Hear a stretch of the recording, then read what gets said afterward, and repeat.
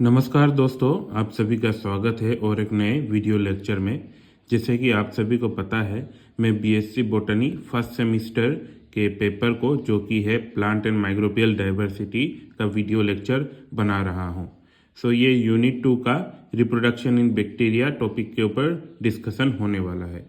जैसे कि दोस्तों आप सभी को पता है कि बैक्टीरिया जो होता है सबसे सिंपल और स्मॉलेस्ट और सक्सेसफुल माइक्रो ऑर्गेनिज्म है।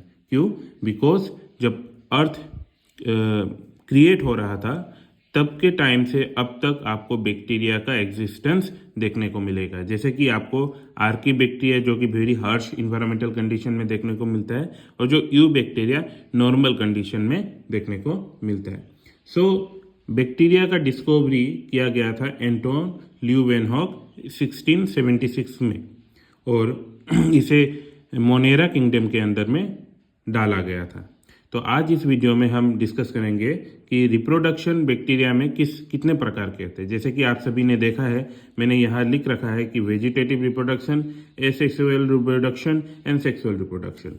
बेसिकली बैक्टीरिया में सेक्सुअल रिप्रोडक्शन आपका स्यूडो टाइप होता है, जो कि ओरिजिनल सेक्सुअल रिप्रोडक्शन नहीं होता, उसी के लिए इसे स्यूडो टाइप कहते हैं।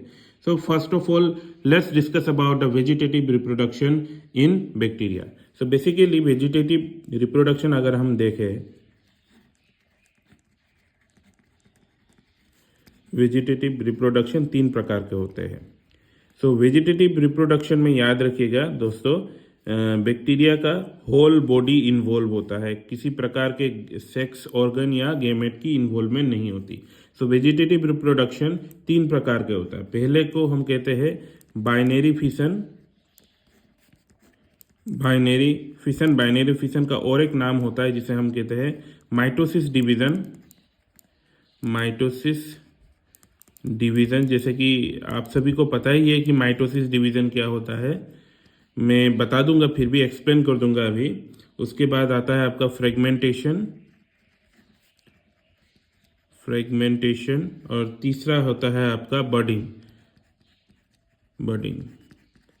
आप सभी को मैं बता दूं, among all the 3 different type of vegetative reproduction, binary fission is the most common type of reproduction seen in bacteria whenever bacteria is under a favorable condition। जब भी बैक्टीरिया फेवरेबल कंडीशन में रहेगा तो वो बाइनरी फिशन ही use करेगा reproduction के लिए। दोस्तों बाइनरी फिशन में याद रखिए, बैक्टीरिया का जो मेन सेल होता है उसे हम कहते हैं पेरेंटल सेल, और उसके अंदर में पाया जाता है क्रोमोसोमल डीएनए। जैसे कि आप सभी को पता है ये है क्रोमोसोमल डीएनए।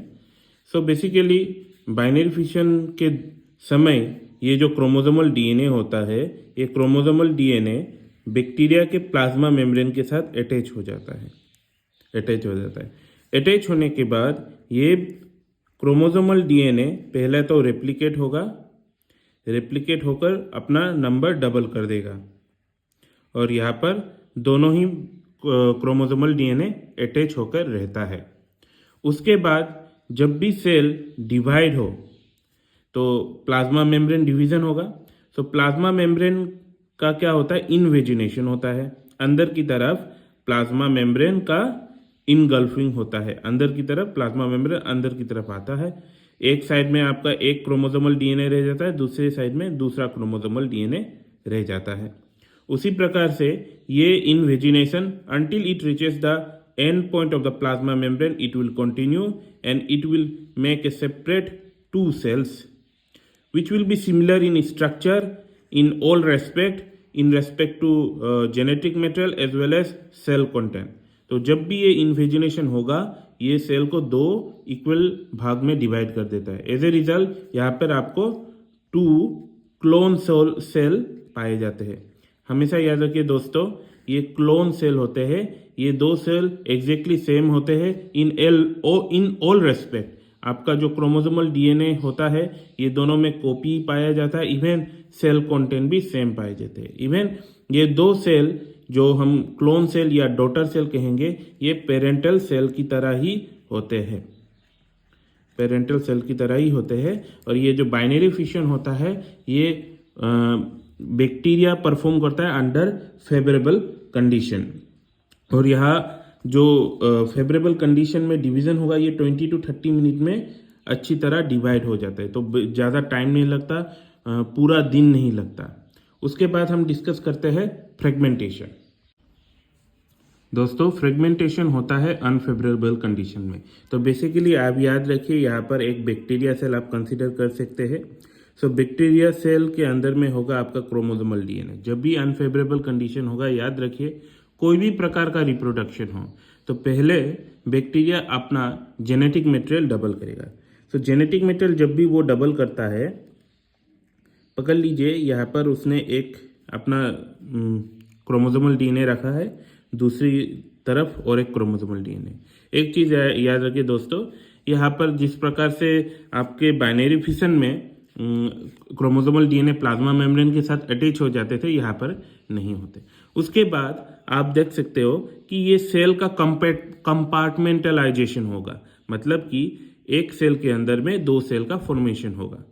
यहाँ पर क्रोमोसोमल डीएनए और यहाँ एक है, इसके पास में ही और एक है। यहाँ पर प्लाज्मा मेम्ब्रेन का इन्वेजिनेशन होकर दो सेल में कन्वर्ट हो जाता है और ये एक क्रॉस वाल होता है। मतलब कि ये एक ही सेल था, मल्टीपल फ्यूजन होकर दो क्रोमोसोमल डीएनए बनाया और बीच में सेप्टा फॉर्मेशन हो गया। और जब ये सेल इस तरह के कंडीशन में आ जाता है, तब ये दो सेल टूट जाता है। ये यहाँ पर एक चीज़ याद रखिए दोस्तों, आप कंफ्यूज हो रहे होंगे बाइनरी फिशन जहाँ पर सेल डिवीज़न होता है, बट सेल डिवीज़न में जो होता है वो प्लेनिंग में होता है, जो इक्वेशनल डिवीज़न होता है वहाँ पर प्रॉपर वेज सेल खुद से डिसाइड करता है कि डिवाइड होना है। बट यहाँ पर क्या होता है कि क्रोमोसोम पहला तो अनफेवरेबल कंडीशन में होगा, बाइनरी फिशन फेवरेबल में होता है।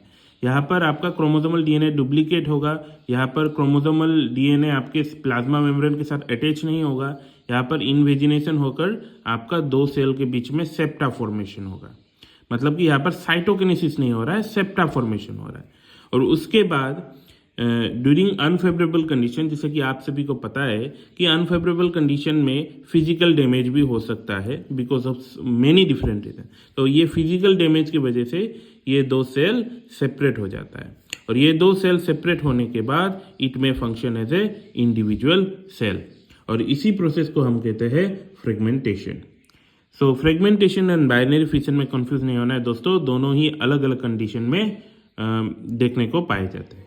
नेक्स्ट हम डिस्कस करेंगे बडिंग। बडिंग में आपका जो बैक्टीरियल सेल होता है, आप देख सकते हो यहाँ पर एक छोटा सा बड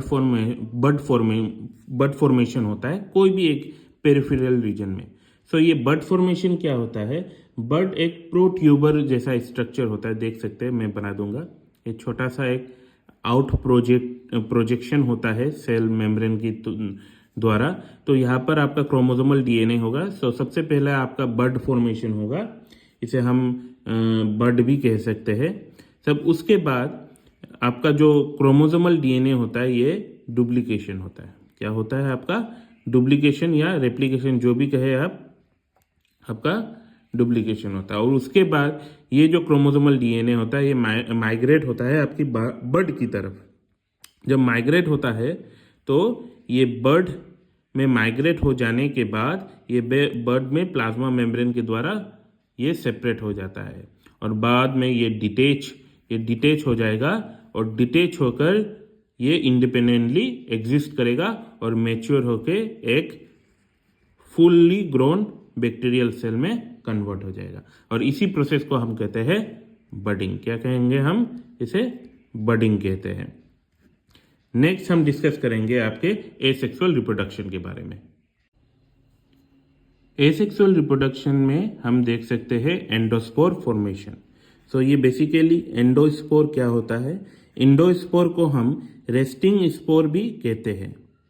रेस्टिंग स्पोर भी कहते हैं किस लिए? बिकॉज ये अनफेवरेबल कंडीशन में देखने को मिलता है, या अनफेवरेबल कंडीशन में बैक्टीरिया सेल के अंदर प्रोड्यूस होता है। तो बेसिकली आप अगर कंसीडर करें ये है एक bacteria cell, so bacteria cell के अंदर में आपको रेस्टिंग स्पोर का प्रोडक्शन देखने को मिलेगा। सो ये रेस्टिंग स्पोर आपका बहुत ही ज़्यादा रेजिस्टेंट होता है किसी प्रकार के भी हार्श इन्वायरमेंटल कंडीशन में, high temperature, cold temperature, any type of chemical, acid, basic and किसी तरह का भी केमिकल को ये रेजिस्ट कर सकता है और फेवरेबल कंडीशन आते ही ये जर्मिनेट होकर एक फुल्ली ग्रोन बैक्टीरिया में कन्वर्ट हो सकता है। तो बेसिकली चलिए देखते हैं कि किस तरह से रेस्टिंग स्पोर प्रोड्यूस होता है। तो कंसीडर करते हैं यहाँ पर हम एक बैक्टीरिया। तो बैक्टीरिया में याद रखिए जब अनफेवरेबल कंडीशन होगा, जैसे कि मैंने आपको प्रीवियस वीडियो में भी बताया था कि ये अनफेवरेबल कंडीशन में अपना क्रोमोसोमल डीएनए डुप्लीकेट करता है। तो देख सकते हैं यहाँ पर क्रोमोसोमल डीएनए मैंने 2 बना दिया या डुप्लीकेशन हो चुका है। उसके बाद याद रखिए इनवेजिनेशन ऑफ प्लाज्मा मेम्ब्रेन होगा। सो यहाँ पर बैक्टीरिया सेल क्या करेगा, आपका प्लाज्मा मेम्ब्रेन का इनवेजिनेशन होगा और यहाँ पर 2 सेल सेपरेट हो जाएंगे। देखिए दोस्तों, यहाँ पर 2 सेल सेपरेट हो चुके हैं जहाँ पर क्रोमोसोमल डीएनए 2 सेपरेटली हो चुके हैं और ये 2 सेल को हम कहते हैं 4 स्पोर। क्या कहेंगे हम इसे? 4 स्पोर। दोस्तों ये कॉन्सेप्ट याद रखिए क्योंकि एंट्रेंस में जनरली इस प्रकार के प्रश्न आते हैं कि 4 स्पोर क्या होता है। तब उसके बाद आपको याद रखना पड़ेगा कि यहाँ पर से दोनों में से एक सेल का जो क्रोमोसोमल डीएनए होता है वो डिसइंटीग्रेट हो जाता है। वो क्या होता है? डिसइंटीग्रेट हो जाएगा कंप्लीटली, बिकॉज अनफेवरेबल कंडीशन है। तो for their own survival one of them have to sacrifice itself. So जब क्रोमोसोमल डीएनए डिसइंटीग्रेट हो जाएगा उसके इमीडिएटली बाद पहला तो इन्वेजिनेशन हो चुका है, यहाँ पर इन्वेजिनेशन ऑलरेडी हो चुका है प्लाज्मा मेम्ब्रेन का, इन्वेजिनेशन ऑलरेडी एक बार हो चुका। उसके बाद सेकेंड इन्वेजिनेशन होगा। तो सेकेंड इन्वेजिनेशन होने के बाद आप देख सकते हो कि अंदर की तरफ जो एक सेल बन चुका था यहाँ पर उसका लेयर थिक हो जाता है। क्या होता है? थिक हो जाता है because of the double invagination. यहाँ पर और एक बार इन्वेजिनेशन हो चुका है, इन्वेजिनेशन हो चुका है। तो इसका जो वाल है थिक हो चुका है। प्लस यहाँ पर होता है आपका deposition of calcium and dipicolinic acid. क्या होता है मैं यहाँ पर लिख देता हूँ। पहला तो यहाँ पर आपका कैल्शियम का डिपोजिशन होगा और दूसरा आपका डिपिकोलिनिक एसिड। डिपिकोलिनिक एसिड एंड कैल्शियम के डिपोजिशन की वजह से ये जो बैक्टीरिया सेल के अंदर आपका रेस्टिंग स्पोर प्रोड्यूस होगा वो बहुत ज़्यादा ही स्ट्रॉन्ग होगा और रेजिस्टेंट होगा आपके अनफेवरेबल कंडीशन में। और जब फेवरेबल कंडीशन होगा और जब अनफेवरेबल कंडीशन होगा ये सेल ब्रस्ट हो जाएगा। ब्रस्ट होने के बाद भी ये रेस्टिंग स्पोर आपका सरवाइव करेगा और जब फेवरेबल कंडीशन आएगा ये जर्मिनेट होकर एक फुल्ली ग्रोन बैक्टीरिया में कन्वर्ट हो जाएगा, फुल्ली ग्रोन बैक्टीरिया में कन्वर्ट हो जाएगा। तो बेसिकली आप सभी को याद रखना है 2-3 स्टेप्स। पहला तो यहाँ पर 2 बार इन्वेजिनेशन होता है और 2 बार इन्वेजिनेशन की वजह से यहाँ पर जो एंडोस्पोर का जो वाल होता है इसे हम एंडोस्पोर कहेंगे। सो एंडोस्पोर का वाल ठीक हो जाता है और यहाँ पे प्लस कैल्शियम और डिपिकोलिनिक एसिड का डिपोजिशन होता है जो उसको और रेजिस्टेंट कर देता है कोई भी अनफेवरेबल कंडीशन में। और यहाँ में 4 स्पोर का फॉर्मेशन होता है, ये याद रखिए। अभी हम डिस्कस करते हैं सेक्सुअल रिप्रोडक्शन इन बैक्टीरिया, जिसे हम जेनेटिक रिकॉम्बिनेशन के नाम से भी जानते हैं। Genetic recombination. सो ये जेनेटिक रिकॉम्बिनेशन क्या होता है ये चीज़ पहले याद रखिए दोस्तों। जब भी कोई भी बैक्टीरिया में कोई और बैक्टीरिया से अगर जीन आके इनकॉर्पोरेट हो जाए और उसी की वजह से उसका जो जीनोम है उसका रिकॉम्बिनेशन हो जाए, एक नया करेक्टरिस्टिक उनके बॉडी में डेवलप हो, तो उसे हम जेनेटिक रिकॉम्बिनेशन कहते हैं। ठीक है। सो ये जेनेटिक रिकॉम्बिनेशन या incorporation of new trait in a bacteria can be done in 3 different way। पहला तो हम कहते हैं ट्रांसफॉर्मेशन, दूसरा कॉन्जुगेशन, तीसरा होता है ट्रांसडक्शन। तो स्टार्ट करते हैं ट्रांसफॉर्मेशन प्रोसेस से। दोस्तों ट्रांसफॉर्मेशन प्रोसेस में आपका कोई भी एक बैक्टीरिया न्यू कैरेक्टरिस्टिक्स जो गेन करता है in the form of a genes from other bacteria. तो यहाँ पर जो बैक्टीरिया नया करेक्टर गेन करेगा उसे हम कहेंगे रेसिपिएंट। Recipient bacteria. सो ये रेसिपिएंट बैक्टीरिया क्या करेगा, आपके बाहर की तरफ से जो एक डीएनए पार्टिकल आता है उसे वो एक्सेप्ट कर लेता है। अब ये डीएनए जो पार्टिकल बाहर से आएगा, जो डोनर डीएनए, ये डीएनए फ्रेगमेंट है, ठीक है, ये डीएनए फ्रेगमेंट है। ये डीएनए फ्रेगमेंट आपका कहाँ से आ सकता है, तो इसको जो प्रोवाइड करेगा ये होगा डोनर। सो डोनर हमेशा याद रखिए, डोनर आपका लिविंग भी हो सकता है या डेड भी हो सकता है, ठीक है। अगर डेड हो, कोई भी बैक्टीरिया सेल कुछ भी नेचुरल प्रोसेस से या आर्टिफिशियल प्रोसेस से आपका सेल अगर ब्रेक डाउन हो गया, और ब्रेक डाउन होने की वजह से उनके जो क्रोमोसोमल डीएनए होते हैं वो अगर फ्रेगमेंटेड फॉर्म में इन्वायरमेंट में घूमते रहे या स्प्रेड होते रहे, तो ये क्या हो सकते हैं, कोई भी और बैक्टीरिया के पास आकर ये दूसरे बैक्टीरिया के द्वारा एक्सेप्ट हो सकते हैं। तो याद रखिए, कोई भी बैक्टीरिया कोई भी डीएनए फ्रेगमेंट को एक्सेप्ट नहीं कर पाता, ये कॉम्पिटेंट होना पड़ेगा। दैट मीन्स ये बैक्टीरिया ये डीएनए को अपने अंदर डालने के लिए एक पर्टिकुलर मैकेनिज्म उनके बॉडी में होना पड़ेगा। जैसे कि ये डीएनए फ्रेगमेंट सेल के अंदर घुस पाएगा तभी ही जब ये प्लाज्मा मेम्ब्रेन के से पास हो पाए। तो प्लाज्मा मेम्ब्रेन में डीएनए बाइंडिंग प्रोटीन होना पड़ेगा। सो ये डीएनए बाइंडिंग प्रोटीन क्या करेगा, आपका डीएनए को अटैच कर लेगा अपने पास और इसे अंदर की तरफ डाल लेगा। यहाँ पर मैं दिखा दूँ, बैक्टीरिया अपने प्लाज्मा मेम्ब्रेन को अंदर की तरफ इनगल्फ कर लेगा, ठीक है, और यहाँ पर आपका डीएनए बाइंडिंग प्रोटीन और डीएनए एक साथ रहेगा, और जब ये अंदर की तरफ आ जाएगा ये प्लाज्मा मेम्ब्रेन बंद हो जाएगा, और बाद में ये सेल के अंदर ये DNA either it can be present in the form of a plasmid, और ये पहला तो ये एक प्लाज्मिड की तरह रह सकता है बाहर की तरफ एक्स्ट्रा क्रोमोसोमल डीएनए की फॉर्म में, या ये मेन क्रोमोसोमल डीएनए के साथ इंटीग्रेट हो सकता है और इस प्रकार से रह सकता है। और इसी प्रोसेस को हम कहते हैं ट्रांसफॉर्मेशन। किस लिए?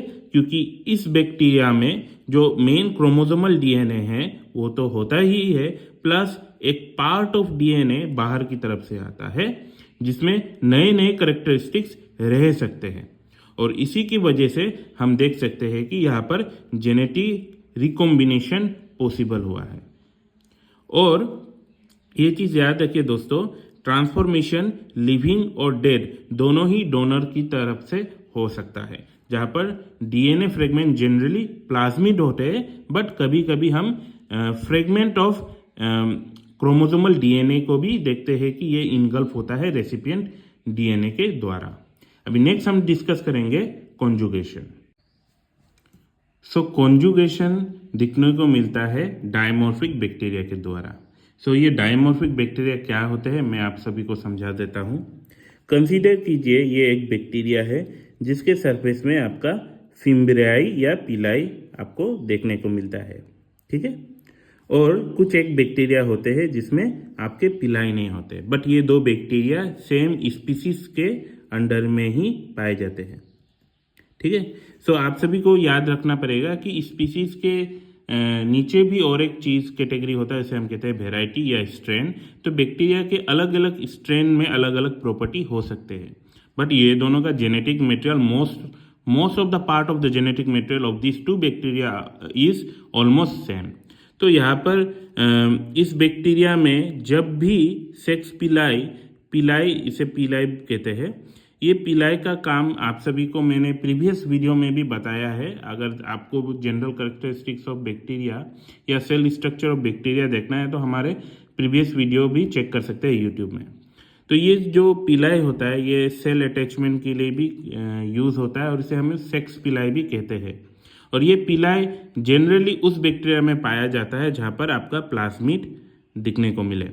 सो ये प्लाज्मिड जो होता है, एक्चुअली प्लाज्मिड के अंदर में कुछ जीन्स होते हैं जो रिस्पॉन्सिबल होते हैं बैक्टीरिया के सेल सरफेस में पिलाई फॉर्मेशन के लिए। सो ये पिलाई फॉर्मेशन जब भी होगा इस बैक्टीरिया को हम कहेंगे F+।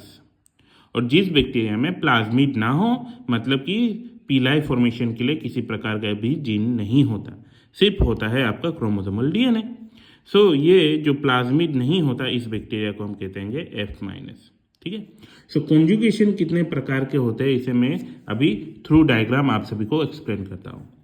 कंसीडर कीजिए अगर कोई भी बैक्टीरिया जो कि F+ बैक्टीरिया है वो अगर क्रॉस होता है F- बैक्टीरिया के साथ, मतलब कि कॉन्जुगेशन होता है, तो एक्चुअली जो भी बैक्टीरिया जिसके पास आपका सेक्स पिलाई हो तो वो एक प्रकार का ब्रिज बना सकता है बिटवीन टू सेल।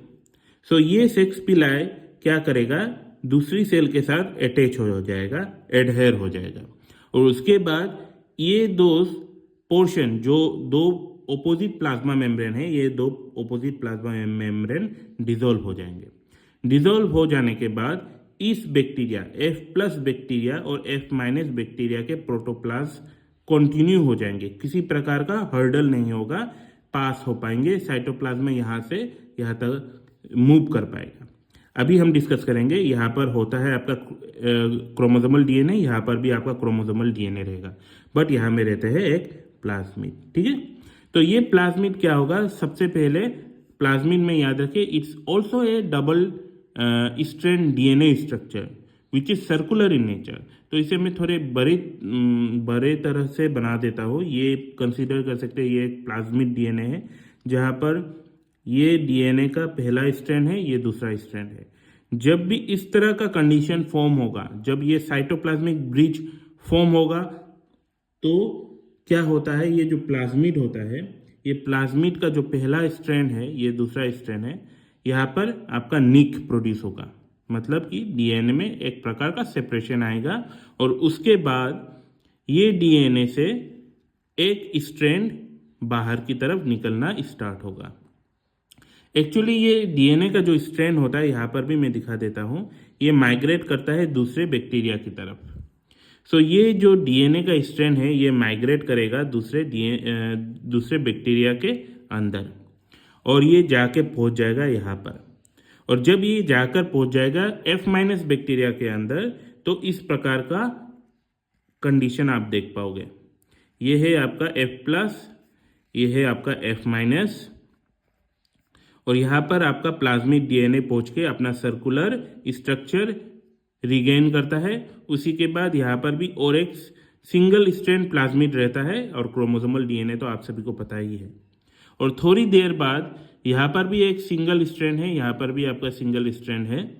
ये दोनों स्ट्रैंड क्या करेगा, रेप्लिकेशन करेगा, और रेप्लिकेशन करके अपने स्ट्रक्चर को कंप्लीट करेगा। और उसके बाद हमारे पास जो दो सेल पाए जाएंगे, यहाँ पर और एक सेल, यहाँ पर और एक सेल, ये दो सेल में ही आपका क्रोमोसोमल डीएनए रहेगा, प्लाज्मिड रहेगा, इसमें भी क्रोमोसोमल डीएनए रहेगा और प्लाज्मिड रहेगा, और दोनों ही F+ एंड F+ हम कहेंगे।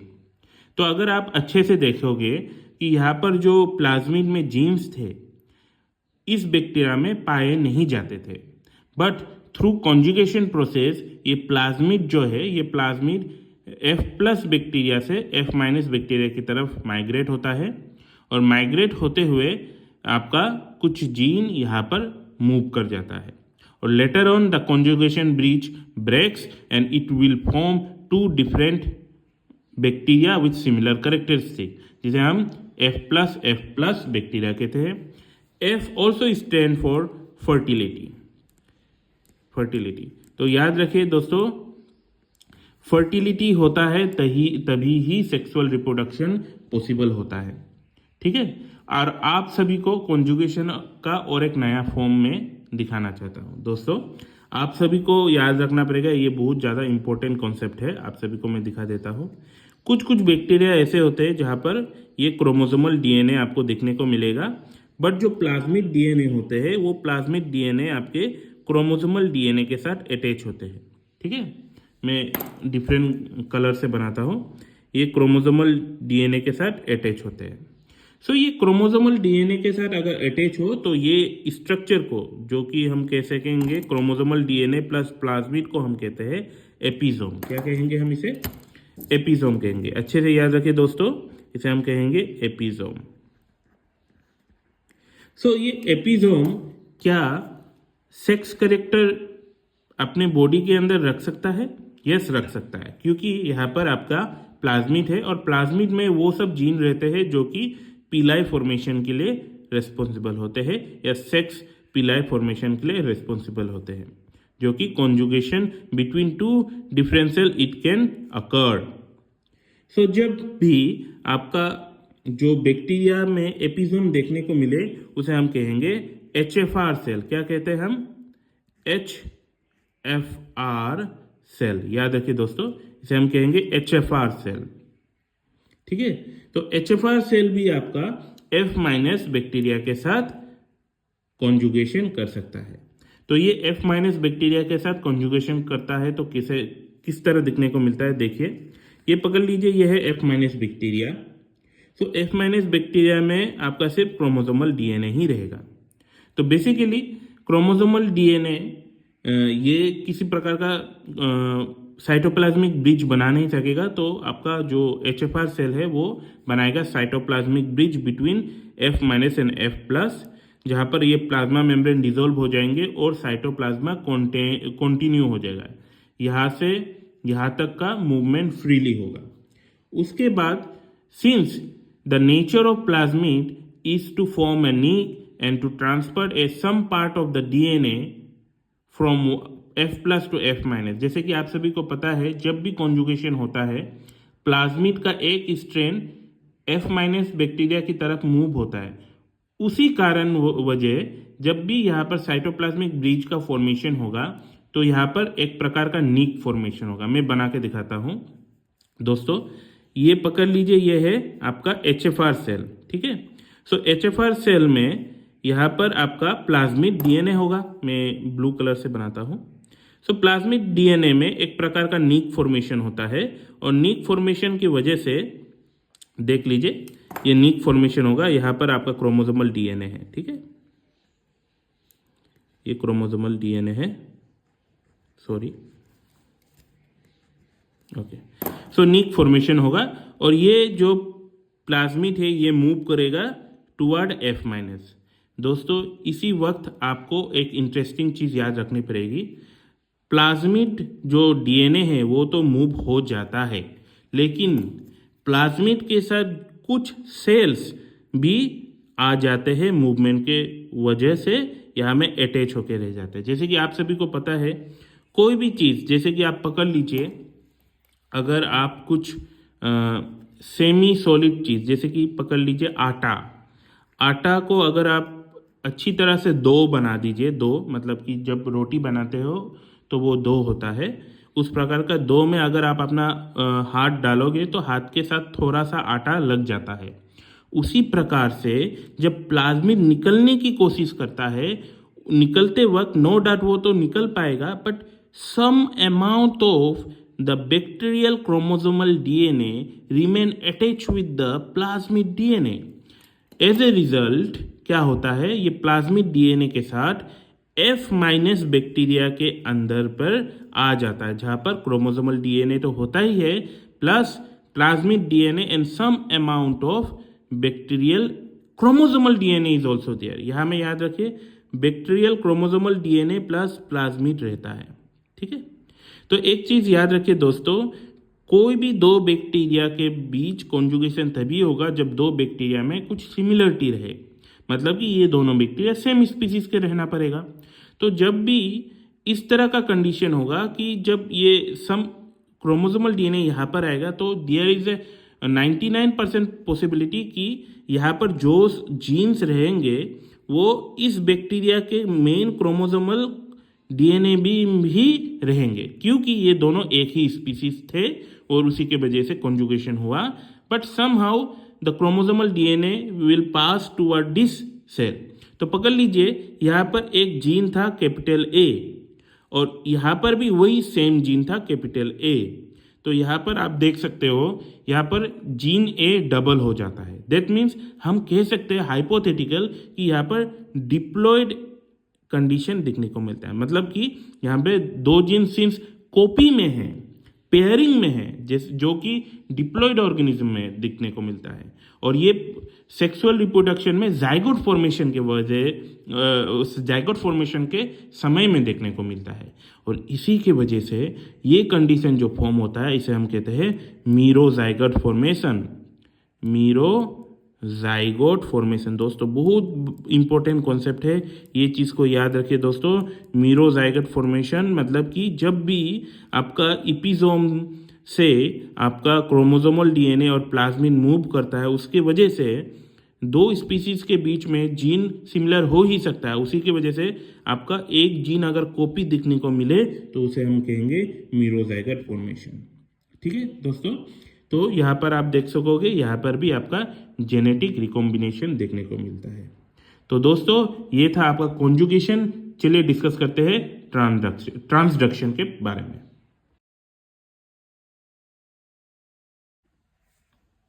दोस्तों ट्रांसडक्शन में आपका जो जेनेटिक रिकॉम्बिनेशन होता है वो पॉसिबल होता है with the help of virus, जिसे हम कहते हैं बैक्टीरियोफाज।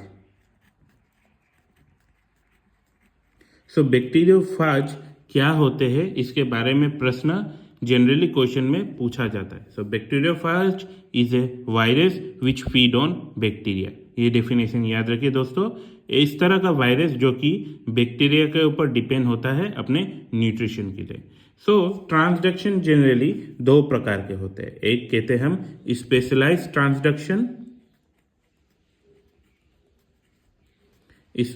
ट्रांसडक्शन और दूसरे को कहते हैं हम जनरलाइज्ड ट्रांसडक्शन। स्पेशलाइज्ड ट्रांसडक्शन क्या होता है, जनरलाइज्ड ट्रांसडक्शन क्या होता है, आप सभी को याद रखना पड़ेगा। स्पेशलाइज्ड ट्रांसडक्शन को स्टार्ट करने से पहले आप सभी को एक चीज में दिखा देता हूं कि जब भी कोई एक वायरस बैक्टीरिया के ऊपर फीड करे और बैक्टीरिया को एकदम नष्ट कर दे, मार दे, इसे हम लाइसिस कहते हैं। बैक्टीरिया के टुकड़े टुकड़े कर दे, तो जब भी बैक्टीरिया को नष्ट कर दे उसे हम लाइसिस साइकिल व लाइटिक साइकिल कहेंगे। ठीक है, हम क्या कहेंगे, लाइटिक साइकिल वायरस ने यूज किया है।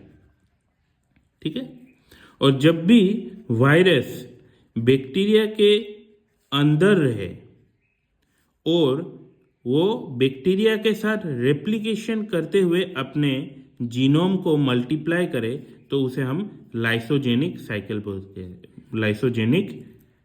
कहते हैं। याद रखिए दोस्तों, क्या कहेंगे हम, लाइसोजेनिक साइकिल। ये जनरली कब होता है मैं आपको बताता हूँ, जब भी वायरस के लिए अनफेवरेबल कंडीशन हो, मतलब कि number of bacterial cell is very less, तो क्या होगा, वायरस अगर बैक्टीरिया के अंदर घुसते ही बैक्टीरिया को नष्ट करते जाए तो एक समय वैसा आएगा कि बैक्टीरिया का नंबर भी खत्म, वायरस भी अपना न्यूट्रिशन नहीं मिल पाएगा because of the less number of bacteria. As a result virus will also die off. उस कंडीशन में वायरस क्या करता है, वायरस बैक्टीरिया के अंदर अपने जीनोम को एक डोरमेंट फेज में रख देता है, जो कि बैक्टीरिया के डीएनए के साथ रेप्लिकेट होगा और अपना नंबर बढ़ाते रहेगा।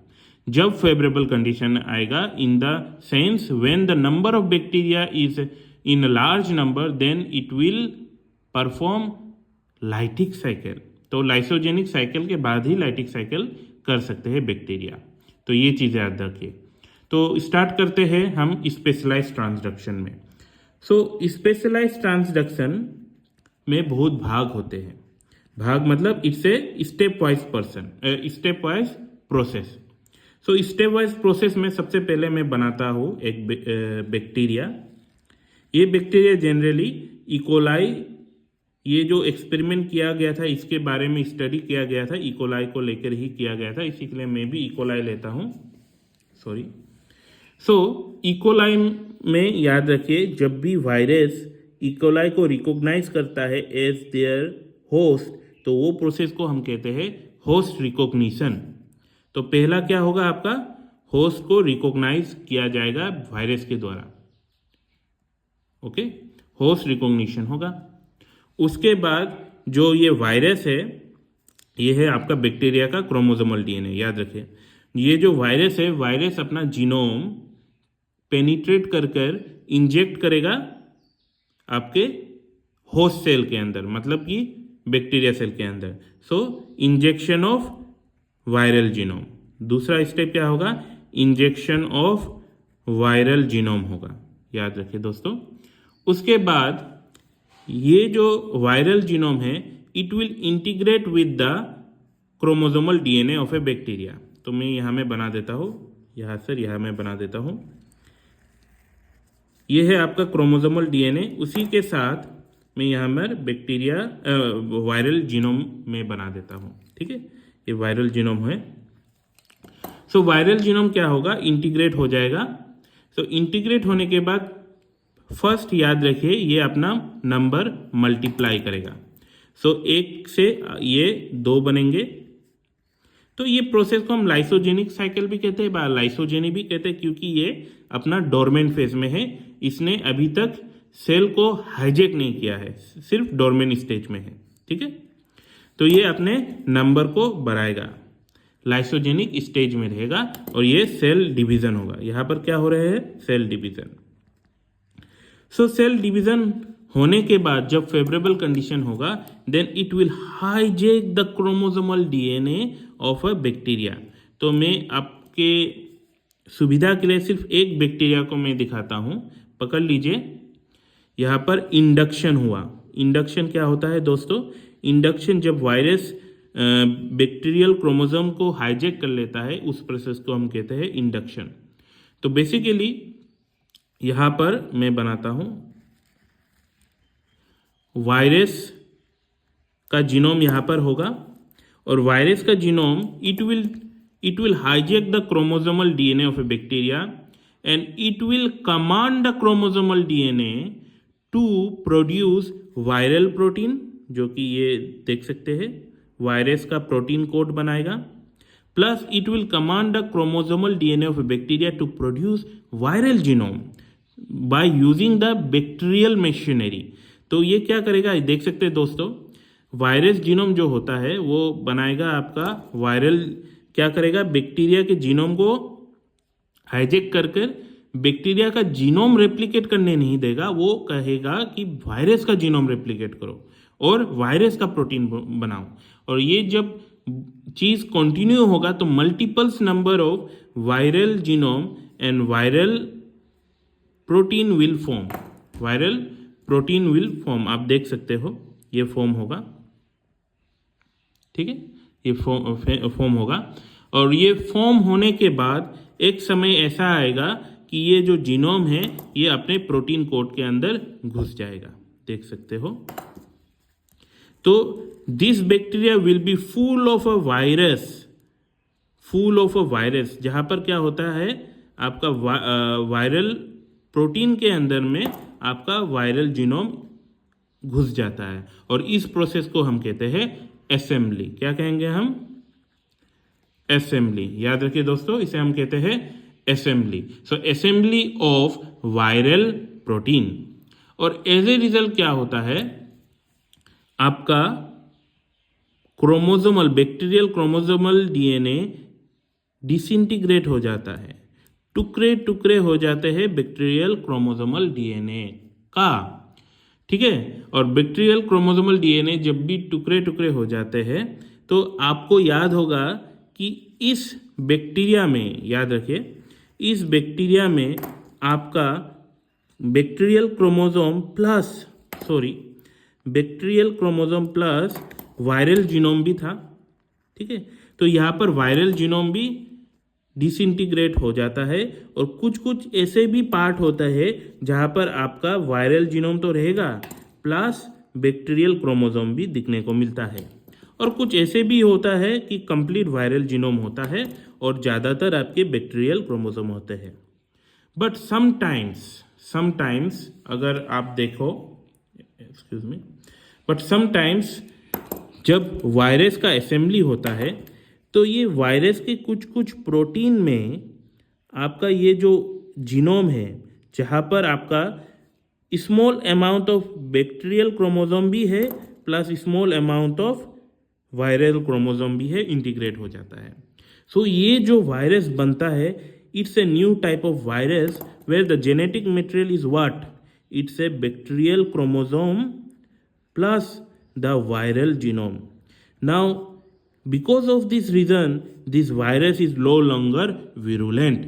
ये virulent नहीं होगा, but जब भी इस तरह का वायरस फॉर्म होते हैं और सेल में जब वायरस का नंबर बढ़ जाते हैं, तब ये cell automatically this cell will burst and all the virus will release, all the virus will release.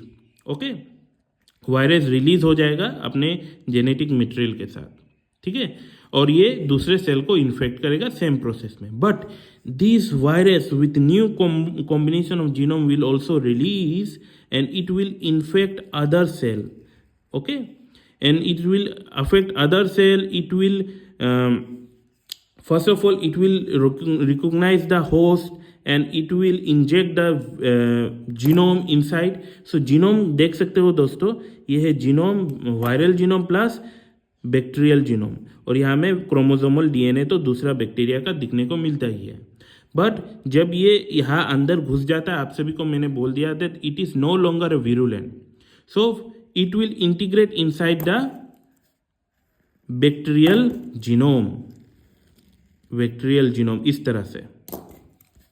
सो आप देख सकते हो यहाँ पर है आपका क्रोमोसोमल डीएनए, ये था, आपको पकड़ लीजिए, ये है बैक्टीरिया 1, ठीक है, ये बैक्टीरिया 1 में ही आपका जो साइकिल है स्पेशलाइज ट्रांजैक्शन ये हो रहा है, और ये यहाँ से वायरस निकला, इसको कहते हैं हम रिलीज ऑफ वायरस, हम इसको कहते हैं रिलीज ऑफ वायरस, याद रखिए दोस्तों, इसे हम कहेंगे रिलीज ऑफ वायरस। ये रिलीज होकर ये दूसरे बैक्टीरिया मतलब बैक्टीरिया 2 में इन्फेक्शन करेगा। सो ये जब बैक्टीरिया 2 में इन्फेक्शन करता है, बैक्टीरिया 2 में इन्फेक्शन करते ही बैक्टीरिया 2 में जो क्रोमोसोम रहेगा ये है chromosomal DNA of bacteria 2 plus viral genome plus उसी के साथ में small part of the bacterial genome of bacteria 1 रहेगा। Since this bacteria is no longer virulent और पैथोजेनिक, उसी की वजह से ये जेनेटिक कॉम्बिनेशन रिटेन होगा और ये बैक्टीरिया फर्दर क्या होगा, ये डिवाइड होगा और अपना नंबर मल्टीप्लाई करेगा। नंबर क्या करेगा, मल्टीप्लाई करेगा, किसी प्रकार का प्रॉब्लम नहीं होगा, बिकॉज यहाँ पे जो वायरल जीनोम है इज नो लॉन्गर विरुलेंट, ठीक है। एज ए रिजल्ट क्या होगा, जैसे कि आप सभी को मैंने स्पेशलाइज ट्रांजैक्शन के बारे में बताया, जनरलाइज ट्रांजैक्शन में क्या होता है आप सभी को मैं दिखाता हूँ। आप सभी को बता देता हूँ कि आपका जो स्पेशलाइज ट्रांजैक्शन में आपका इन्फेक्शन था, होस्ट रिकॉग्निशन था, इंजेक्शन ऑफ वायरल जीनोम था और एंटरिंग द लाइसोजेनिक साइकिल था, वहाँ तक सेम ही होता है। उसके बाद आपका जनरलाइज ट्रांजैक्शन चेंज होता है। फिर भी मैं दिखा देता हूँ, यहाँ में पहला तो वायरस आके रिकॉग्नाइज करेगा, रिकॉग्नाइज करते ही अपना वायरल जीनोम अंदर की तरफ ट्रांसफर करेगा। आप सभी को पता है यहाँ पर है आपका बैक्टीरियल जीनोम, तो वायरल जीनोम क्या होगा, बैक्टीरियल जीनोम के साथ इंटीग्रेट हो जाएगा, जो कि लाइसोजेनी में पहुंच जाएगा। सो ये लाइसोजेनिक साइकिल में पहुंचकर अपना नंबर मल्टीप्लाई करेगा, ठीक है, 1 से 2 बनाएगा, 1 से 2 बनाएगा, ये डिवीजन हम कहते हैं। दोस्तों मैंने बैक्टीरियल सेल कंप्लीट नहीं बनाया, सिर्फ जीनोम बना रहा हूँ, ठीक है दोस्तों, मैं अभी बनाऊंगा, देखते रहिए। सो अपना मल्टीप्लाई करेगा नंबर मल्टीप्लाई करते ही ये क्या करेगा, मल्टीप्लाई करने के बाद जब फेवरेबल कंडीशन होगा it will enter the lytic cycle. क्या करेगा, लाइटिक साइकिल के अंदर एंटर करेगा। तो यहाँ पर मैं सेल बना देता हूँ, ये सेल है, ठीक है, ये है क्रोमोसोमल बैक्टीरियल क्रोमोसोमल डीएनए, ये है बैक्टीरियल डीएनए। तो ये क्या करेगा, ये वायरस पार्टिकल बनाना स्टार्ट करेगा। बना लेता हूँ दोस्तों, और जब वायरस पार्टिकल और वायरल जीनोम बन चुका होगा तो ये बैक्टीरियल जीनोम कंप्लीटली डिसइंटीग्रेट हो जाएगा। क्या होगा? कंप्लीटली डिसइंटीग्रेट हो जाएगा। याद रखिए दोस्तों, कंप्लीटली डिसइंटीग्रेट हो जाएगा। As a result viral genome भी डिसइंटीग्रेट हो जाएगा। प्लस यहाँ पर आपका वायरल प्रोटीन तो होता ही है, प्लस वायरल जीनोम भी बहुत प्रकार के यहाँ पर रहते हैं। ठीक है, ये सेल के अंदर का कंडीशन है। तो सेकेंड आपका क्या होगा? आपका असेंबली होगा, assembly of the viral genome and viral protein. जब असेंबली होता है तो यहाँ पर आपके दो प्रकार के, एक्चुअली 3 प्रकार के होते हैं, 3 प्रकार के वायरस बन पाते हैं। एक वायरस ऐसा बनता है जहाँ पर आपका वायरल जीनोम ही एंटर कर सकता है। एक वायरस ऐसा बनता है जहाँ पर हम कहते हैं इनकम्प्लीट वायरस जहाँ पर आपका viral genome plus bacterial genome भी होता है, जिसे हम इनकम्प्लीट वायरस, जो कि स्पेशलाइज्ड ट्रांसडक्शन करता है। यहाँ देख सकते हैं bacterial genome plus viral genome, और यहाँ पर सिर्फ वायरल जीनोम, इसे हम कहेंगे कंप्लीट वायरस। और एक वायरस ऐसा होता है जहाँ पर आपको सिर्फ बैक्टीरियल क्रोमोसोमल डीएनए दिखने को मिलेगा। यहाँ पर सिर्फ बैक्टीरियल जीनोम रहता है। ठीक है, और ये किसी प्रकार का विरुलेंट स्टेज नहीं होता। और ये जब वायरस किसी दूसरे बैक्टीरिया को जाकर सेम प्रोसेस से रिकॉग्नाइज करेगा, इन्फेक्ट करेगा, इंजेक्शन ऑफ जीनोम करेगा, और ये इंजेक्टेड जीनोम बैक्टीरिया ये 2 होगा, ये बैक्टीरिया 1 है दोस्तों, ये बैक्टीरिया 2 के जीनोम के साथ इंटीग्रेट होगा। तो ये प्रोसेस को हम कहेंगे जनरलाइज ट्रांसडक्शन। क्या कहेंगे हम? Generalise transduction. Okay, so generalise transduction उस वायरस से होता है जहां पर किसी प्रकार का फेज जीनोम नहीं होता। There is no phage genome. Virus को हम बैक्टीरियोफेज कहते हैं, इसी वजह से इसे हम कहेंगे there is no phage genome. This is completely different virus where there is no viral genome. Okay, and this virus when infect the other bacteria, then the bacterial genome from one, this is a bacterial genome from one, it integrate with the bacterial genome with 2. as a result यहाँ पर genetic recombination देखने को मिलता है। और genetic recombination तो दिखने को मिलता है प्लस यहाँ में मीरोजाइगट फॉर्मेशन भी दिखने को मिलता है। सो मीरोजाइगट फॉर्मेशन भी देखने को मिलता है। सो दोस्तों, ये था आपका जनरलाइज ट्रांसडक्शन, जहाँ पर वायरस के इन्वॉल्वमेंट के वजह से हम सेक्सुअल रिप्रोडक्शन देख सकते हैं बैक्टीरिया में, जो कि स्यूडो टाइप होता है। और यहाँ पर जाइगोट भी फॉर्मेशन होता है, जो कि ओरिजिनल जाइगोट नहीं होता है, but it's a like zygote. तो दोस्तों, कैसा लगा आप सभी को रिप्रोडक्शन इन बैक्टीरिया? अगर आपको लगता है कि ये वीडियो इन्फॉर्मेटिव है और किसी को हेल्प कर सकता है, तो दोस्तों प्लीज़ सब्सक्राइब कीजिए हमारे चैनल को और शेयर कीजिए अपने दोस्तों को।